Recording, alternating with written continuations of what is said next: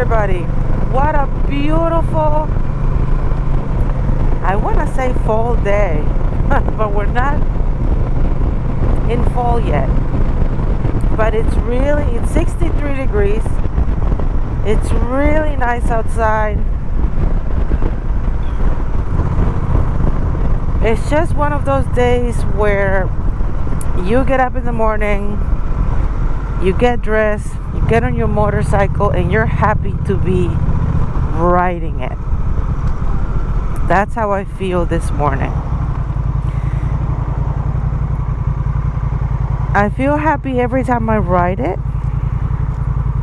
but when the days are like this and they're starting to get like fall days, it's more enjoyable. Like I said, it's a beautiful, beautiful Wednesday morning, 63 degrees. It's just a beautiful, beautiful day. I wish it was Saturday so I can take it for a spin, go somewhere far, show another scenery, because I usually show the same thing because I only take the motorcycle to commute to work. But I wanted to talk about something that happened yesterday. As I got on 495, which is a highway, for those of you who don't know and do not live in Virginia and do watch my channel, it's a highway that it's usually 55 miles per hour. I have the video that I'm gonna post today, but some people think that scooters are allowed on the highway, and they are not. And the reason for that is because they do not meet the requirements of speed when you ride on the highway. But most importantly, the bike is not heavy enough to handle how fast the cars are going, especially tractor trailers or heavy cars, bigger cars, SUVs, something that is not a regular car. And even a regular car can move your motorcycle. Last year, when I came back home to the States from a long vacation, back home I do own a Honda Navi, which I really, really like.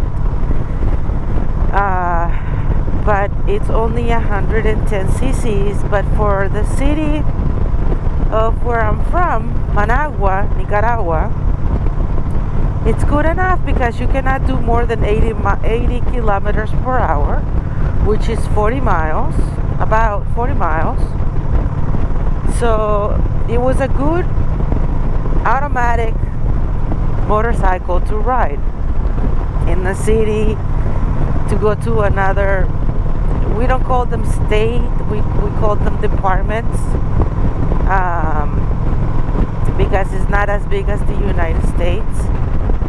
But if you wanted to take the Navi to go to, where my father is from, you wouldn't have any issues because you do 60, 80 kilometers per hour, and the motorcycle handled very well. So when I got here, I did not want to spend a whole lot of money, and I didn't do my research, and I ended up getting the Navi. I took the classes the first time, and I didn't pass one single exercise, and I failed the course the first time. So I called the place where they usually, you make the payment to take the class, and I told them that I wanted to retake the class because it wasn't fair that I did the 3 days, the classroom and the 2 practice days. And not only because I didn't pass one of the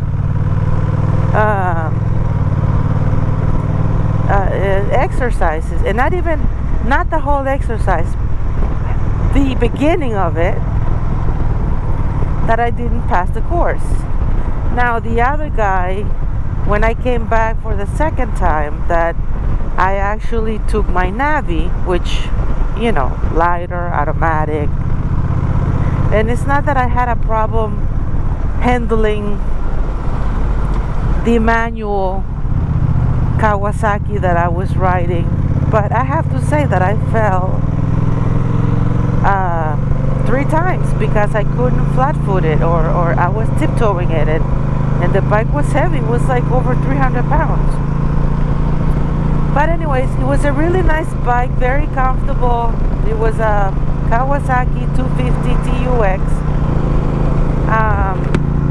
And the Navi, when I took it for the second course, I knew the exercises, I knew what I was supposed to do, and I had no issues passing the course. The thing was that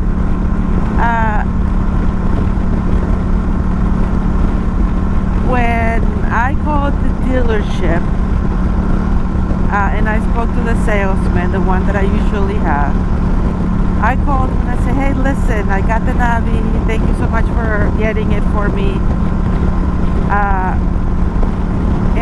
But the reason why I wanted a motorcycle was because I wanted to commute to work.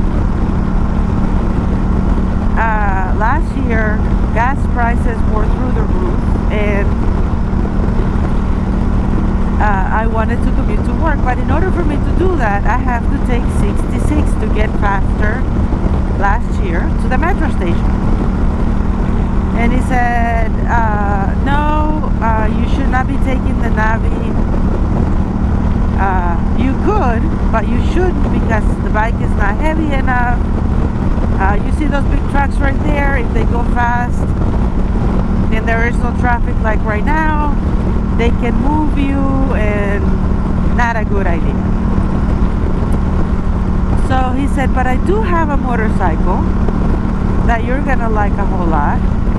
It's a Rebel 300. It's a manual one. Come and sit on it because, Honda doesn't let you test drive their motorcycles. And you can trade yours in, and, they were very nice. They pretty much gave me a good deal on the Rebel. And I got the Rebel. I was intimidated at first, but once I got on it and I started moving first gear and I found the friction zone, it was great. I never dropped it. I commuted to the metro station, but of course there was always some traffic. There was no express lanes like now. But one day I was coming back home and it was kind of windy that day. It had rain